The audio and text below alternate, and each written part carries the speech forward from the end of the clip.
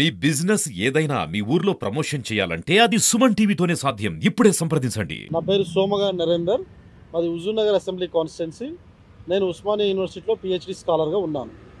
నేను ఈ వరంగల్, నల్లగొండ, ఖమ్మం పట్టభద్రుల కౌన్సిల్ కాన్స్టిట్యున్సీకి సంబంధించి బై ఎలక్షన్స్ 2024 జరుగుతున్న ఈ సందర్భంలో నేను ఒక పట్టభద్రుడిగా ఉన్నాను కాబట్టి పట్టభద్రుల ఎమ్మెల్సీ అభ్యర్థిగా పోటీ చేద్దామని చెప్పి ఆలోచన చేసి ఎంత ఎక్కువ మంది అభ్యర్థులు ఉంటే అంత ప్రజాస్వామ్యాన్ని కాపాడినట్లయితుంది, ప్రజల్లో కూడా ఓటర్లలో కూడా ఒక స్వేచ్ఛ స్వతంత్రం వచ్చేట్టు ఉంటుందని చెప్పేసి నేను ఆలోచించుకొని ఇక్కడ నామినేషన్ వేయడం జరిగింది. మొన్న 9వ తారీఖున నామినేషన్ వేయడం జరిగింది.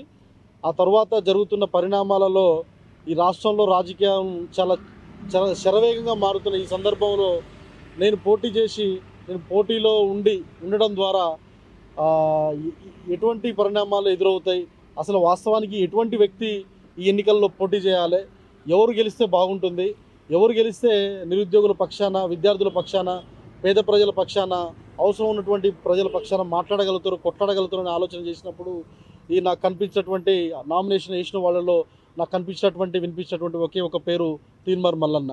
ఆయన గత కొంతకాలంగా ఆయన తనదైన శైలిలో క్యూనిస్ ద్వారా కావచ్చు, ఇతర ప్లాట్ఫామ్స్ ద్వారా కావచ్చు, అనేక ప్రజా సమస్యలను, విద్యార్థుల సమస్యలను, నిరుద్యోగుల సమస్యలను, ప్రభుత్వాలను సైతం లెక్క చేయకుండా గత ప్రభుత్వం బీఆర్ఎస్ ప్రభుత్వం, కేసీఆర్ ప్రభుత్వం ఉక్కు పాదంతో అణిచివేయాలని చూసినప్పటికి కూడా తన టీం తోటి, తన శక్తియుక్తులతోటి, తన సామర్థ్యంతో ప్రజల పక్షాన తన గొంతు వినిపిస్తూనే ఉన్నాడు.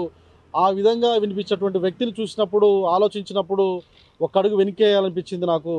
నేను అందుకు విత్డ్రా చేసుకున్నాను. ఈ సందర్భంలో అటువంటి వ్యక్తికి ఇంకా ఎమ్మెల్సీ కౌన్సిల్ సభలో, పెద్దల సభలో, రాష్ట్ర విధాన మండలి సభలో ఉన్నట్లయితే ఈ ప్రజల పక్షాన, నిరుద్యోగుల పక్షాన, విద్యార్థుల పక్షాన మాట్లాడగలుగుతాడు, కొట్లాడగలుగుతాడు. ఇంకో పాయింట్ ఏంటంటే ఆయన నామినేషన్ వేసిన రోజునే తన పేరిట, తన కుటుంబం పేరిట ఉన్నటువంటి ₹1,50,00,000 స్థిరాస్తిని ఈ రాష్ట్ర ప్రభుత్వానికి, ఖజానాకి ఆయన ఇవ్వడం జరిగింది. రాజకీయాలను చాలా స్వచ్ఛందంగా, అవినీతి లేకుండా ప్రజలకి తన తెల్ల కాగితం లెక్క ఉండాలని చెప్పేసి ఆయన భావించి అలా ₹1,50,00,000 స్థిరాస్తిని ప్రభుత్వానికి రాసి ఇవ్వడం కూడా నాకు బాగా నచ్చింది. అదేవిధంగా అటువంటి వ్యక్తి ఇంకా రాజకీయాల్లో ఉన్నట్లయితే, పెద్దల సభలో ఉన్నట్లయితే ప్రజలకి, ఈ రాష్ట్రానికి మేలు జరుగుతుంది. అదేవిధంగా ఏమన్నారంటే తన మీద తాను రైట్ టు రీకాల్, ఈ రాష్ట్రంలో నాకు తెలిసి 1952 నుంచి ఎలక్షన్లు, అంటే ఈ దేశంలో 1952 నుంచి ఎలక్షన్లు వచ్చినప్పటి నుంచి కూడా పరిశీలిస్తే తన మీద తన రైట్ టు రీకాల్ పెట్టుకున్నటువంటి వ్యక్తి శాసనసభలో కానీ, శాసన మండలి సభలో కానీ నేను ఎక్కడా కూడా విని లేదు. అటువంటి వ్యక్తి ఈరోజు తన మీద తాను కొంతకాలం పనిచేసిన తర్వాత, అంటే ఇక్కడ పట్టభద్రుల ఓటర్లు అతన్ని గెలిపించిన తర్వాత, కొంతకాలం శాసన మండలిలో ఉండి ప్రజల పక్షాన, నిరుద్యోగుల పక్షాన, విద్యార్థుల పక్షాన పోరాడిన తర్వాత తన మీద తానే రైట్ టు రీకాల్ చేస్తా అని చెప్పేసి ఆయన మీడియా ముఖం కూడా చెప్పడం జరిగింది. ఆ విషయం కూడా నాకు బాగా నచ్చింది వ్యక్తిగతంగా.